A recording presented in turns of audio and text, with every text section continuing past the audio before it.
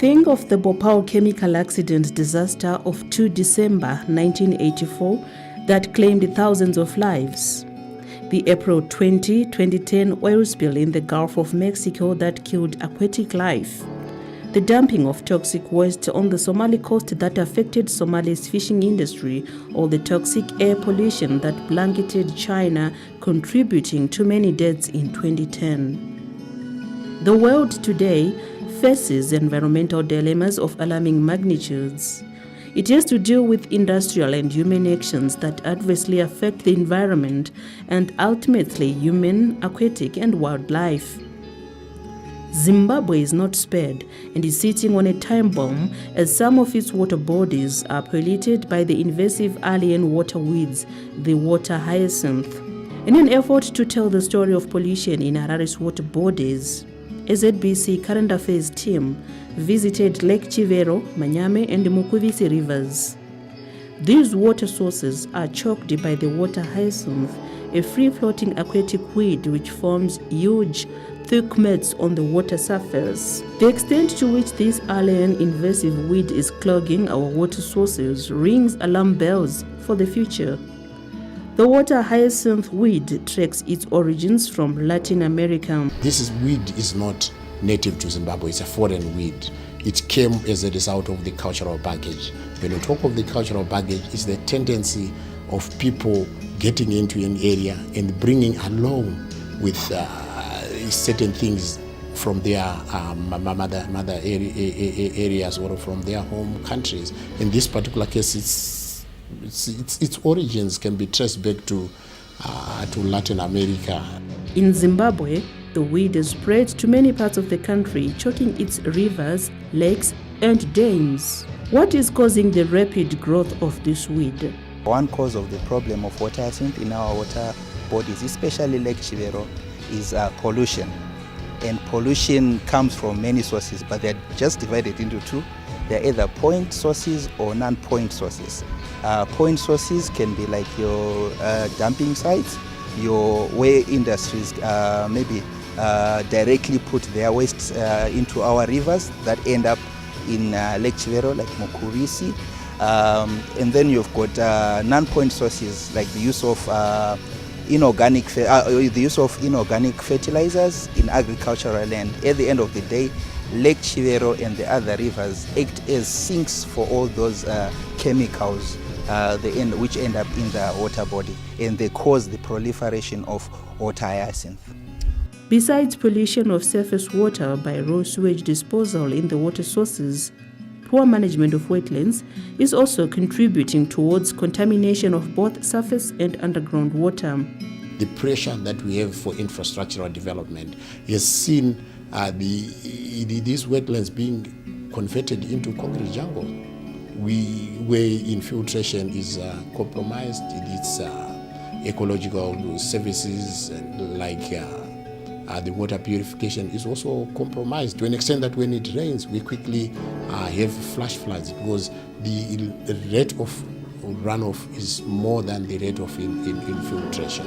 So we need to get back to the basics and ensure that all these wetlands must be protected because they have a very critical role that they do play in our lives. Wetlands act as sponges and ecological lungs that purify underground water and absorb pollutants to avoid water contamination. Wetlands are actually ecological lungs which absorb those pollutants and even heavy metals that are discharged by factories. So if those wetlands are safeguarded, you actually have less load, nutrient loading, heavy metal loading onto the lake, and as a result you create an environment which is not as conducive for water hyacinth to thrive. That means it's got less nutrients, it explodes less, because right now it can actually double its population in 2 weeks. Our wetlands, they act like sponges, which when it rains they absorb a lot of water. They also purify. There are a lot of processes that will be going on in those wetlands, which will ensure that the water that finally finds its way to the water bodies like Lake Chivero has got less pollutants, you know.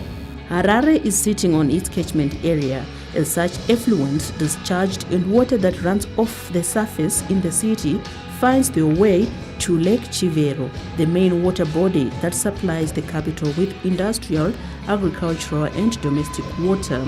The scenario of Harare is very tricky because we are sitting on our catchment.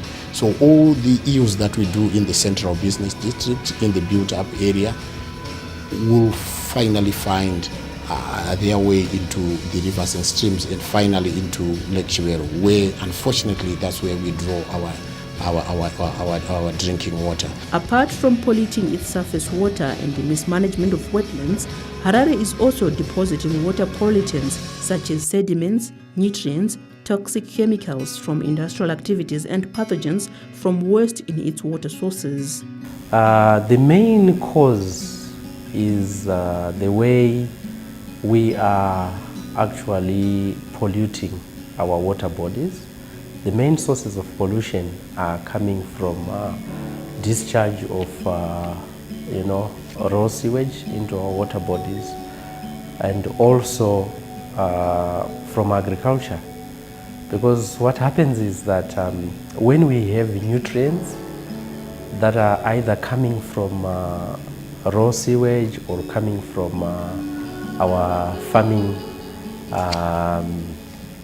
practices washed into our water systems, this leads actually to a concentration of nutrients which can now support a lot of aquatic plant life, you see, of which, water is just one. There are three main sources of pollution if you look at Harare's setup.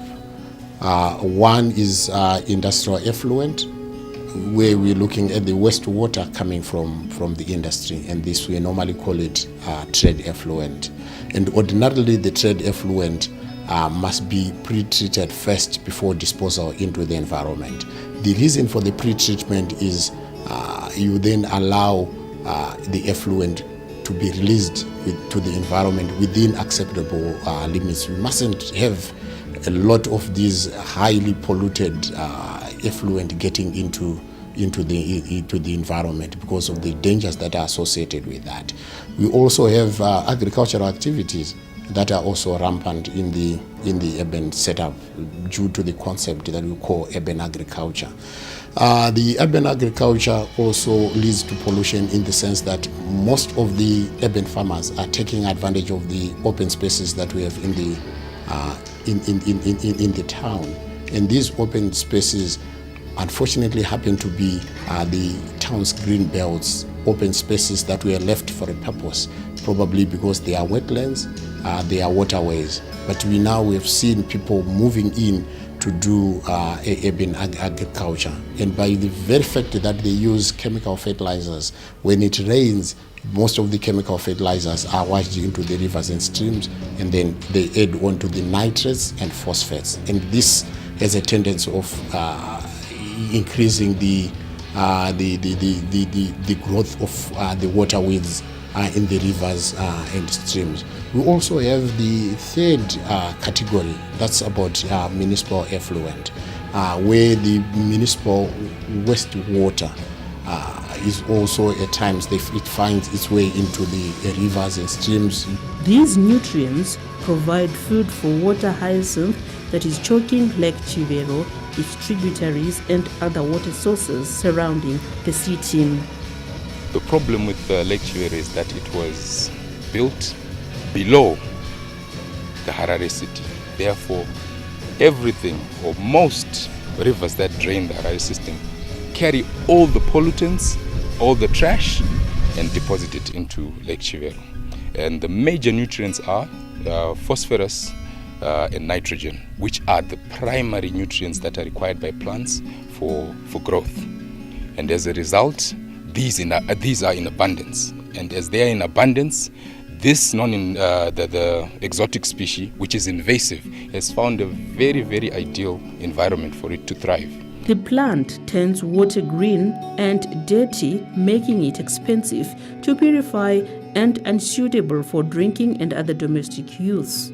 iri kusvibisa mvura futi kupoluta mvura mvura yabva yasviba iri kuita green zvinova zvoti kana nyange manetse tikaleya manetse edu anobva asviba. You've got a lot of phosphorus and nitrogen coming from upstream, which then promotes this algae growth. In reality, this nutrient-rich environment provides a favorable condition for the rapid growth of the water hyacinth.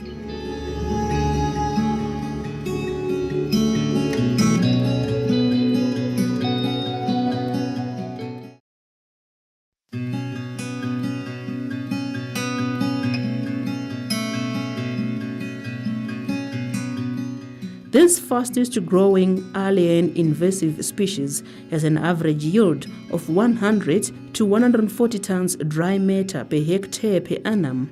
Under normal conditions where there's no pollution, it can grow to about 200 tons per hectare per year. But in situations where there's pollution, it can grow to about 657 tons. This is dry matter per hectare per year. It clogs life of water bodies with its large, intense mats and blocks waterways. The weed produces thousands of seeds and they remain viable for over 20 to 35 years outside water. If you leave them there and the plant, if you see in some areas, they've actually shriveled and died there, but they are there. When water comes and they are broken down, nutrients are again released into the water. The seed can last up to 28 years, between 20 and 28 years, and still be viable. And it's easy to spread. That's another way the water hyacinth is able to reproduce itself through its seeds. But the other problem is it can reproduce asexually. You can have pieces of that water hyacinth budding off from the mother plant, and that is causing it to spread all over. Thick mats formed by the plant have significant effects on biodiversity, and its high transpiration rate can cause loss of water from water bodies up to 6 times more compared to normal water surface evaporation.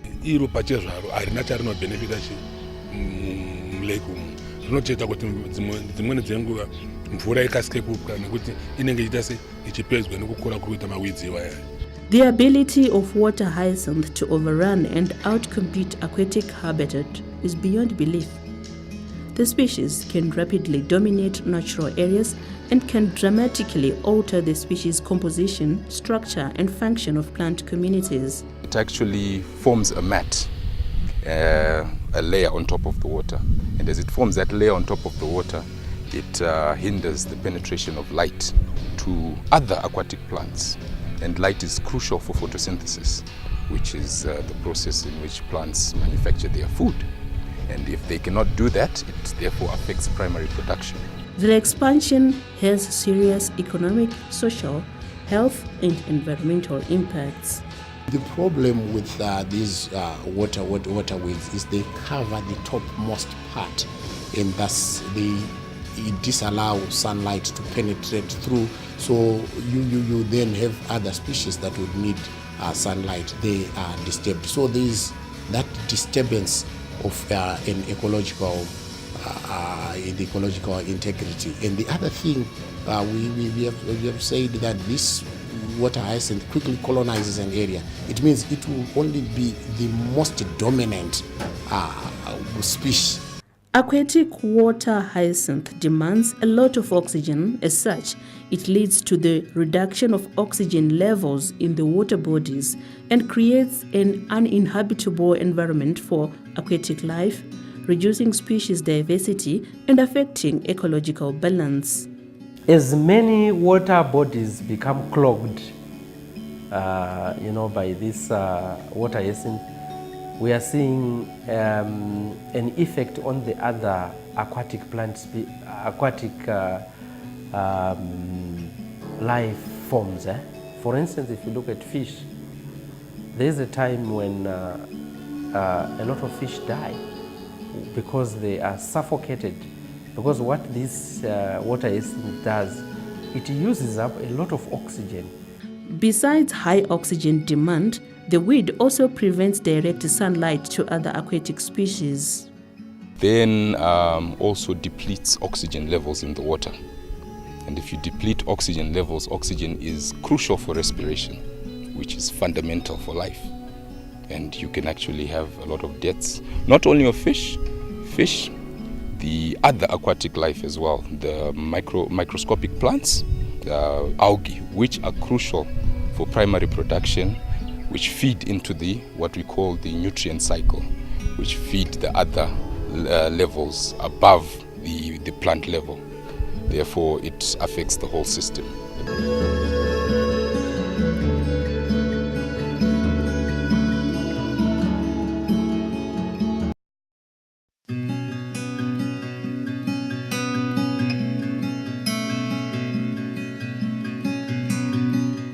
For years, Lake Chivero has supported a thriving fishing industry, creating income and employment to thousands of people in and around Harare. Fishing takatanga 2003 kusvika parinasi ndatoitawo zvinhu zvakawanda nezvinyaya dzekurwara hwedzi tichitengesa vana ndikuendesa kuchikoro kutsvaga mastenzi muchitotenga. However, with the rapid growth of water hyacinth in Lake Chivero, fishing is becoming expensive. The weed is slowly threatening fisheries, reducing species diversity and raising the cost of operations. Patakatanga zvanga zvati sumuke but ezvinozvi zvadzikira kuti dhamu rinotarisa unokwanda kwaita weed rikuita richivhara nedzimwe nzvimbo but achikwanisa kuisa manetsi edu but achileya but achakwanisa nyaya kuda kuti weed rakavhara mukatasa panapa zvaifanira kunge tichika nemanetsi but pakavhara sati tine nzvimbo ishiomananidzoti tika nemanetsi. Weed riri kutikangisa zvikuru nyaya kuti parinorohwa nemhepo rikauya kusaidhi kwatei tiri kwekwe rikaungana ikoko hatichakwanisa kuraura mari dzatei tashandisa dzedzeka tisakwanisa kudzidzora. Besides affecting aquatic life, the water hyacinth also impacts negatively on health of lakeside communities. What we've discovered in our research is that the water hyacinth actually can acidify the water locally, and it can cause iron to leach from the bedrock. And therefore the actual water, we've had it tested at Lake Chivero, the iron levels in the water are very high. And when the animals drink that water, they actually find iron accumulating inside their body. We've actually had a case of a rhino that died at Lake Chivero when the iron levels got too high for its system, and that caused a progressive anemia and weakness, and that rhino actually died from iron toxicity. The weed provides a very good habitat for agents of malaria, bilharzia, snakes and crocodiles. Sezvakaita panapa sipapa handiti rakavhara zviso. Tine example yawa madhara akuraura paya. Garo rinogona kuuya nepasi apo usingariona ukwanise kuriona rinosvika rinobata munhu roenda. The water hyacinth incursion causes the blockage of irrigation channels, choking of waterways and loss of fishing spots. It actually clogs up the river system, the rivers that feed into Chivero Lake. It also clogs up the bays, the landing bays, the loading bays for tourists that want to get onto the lake. And as a result, navigation on the lake becomes difficult. It affects negatively our tourism. It also affects the fishers in that they cannot, if it's rod and line, if you throw in your line, you will actually not be able to hit the water, you hit the weed, and the chances are that you snap your fishing rod. The weed can be removed chemically, mechanically and biologically. However, these methods have failed to control the weed, which is fast invading and choking Lake Chivero. People also have tried to use mechanical ways and manual ways of actually pulling the weed. So mechanically removing, it means you have to be, the rate of removal has to be faster than the rate of growth. And for big water bodies like Lake Chivero, it's a bit difficult to catch up. And it requires a lot of money and a lot of manpower to actually manually remove. The chemical removal of water hyacinth, where people can use glyphosate. Chemical control, unfortunately you're using chemicals to control the plant. And chemicals can actually have negative effects on the aquatic life. It can also have negative effects to you and me, humans, that consume at the end of the day. The method that we've tried also in Chivero is to do what is known as biological control, where we introduce weevils or insects that actually feed on the water hyacinth to try and slow its growth rate. That will at least slow it down. But at the end of the day, saying the weevils have eradicated the plant, they might now become a nuisance, which is a potential. I'm not saying it will happen, but it's a potential because you no longer have the water hyacinth to feed on. What next are you going to go on to?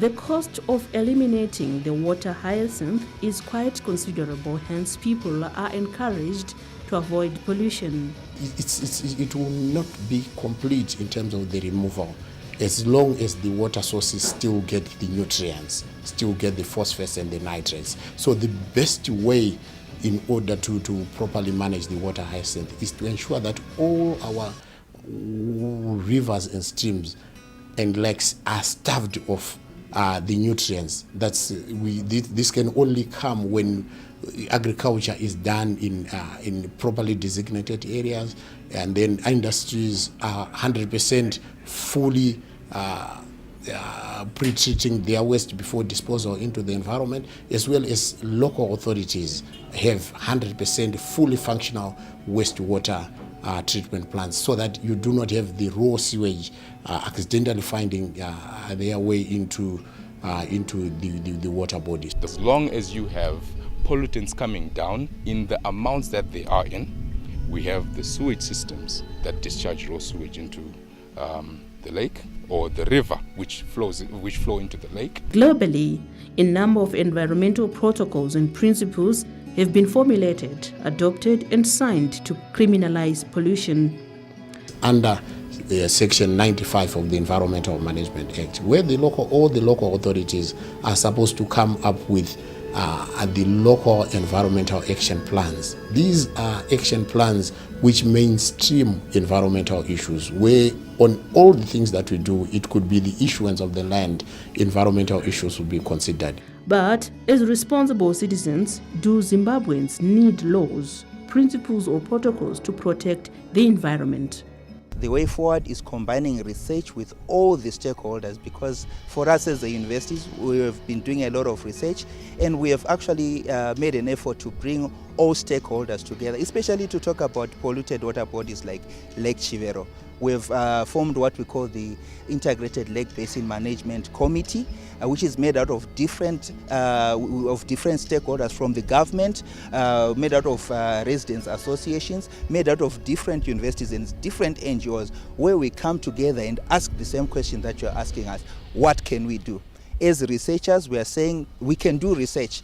We can try to come up with solutions, but we cannot do it alone, because some of the research output that we get has to be implemented by the mother, the father, the children in the homes. Some of the research output that we come up with has to be taken seriously by the policymakers. Of course, applying legislation is one thing, and also we need to change the way we do things as individuals, because it starts with individuals, and then the cumulative effect of individual actions leads to disasters like this.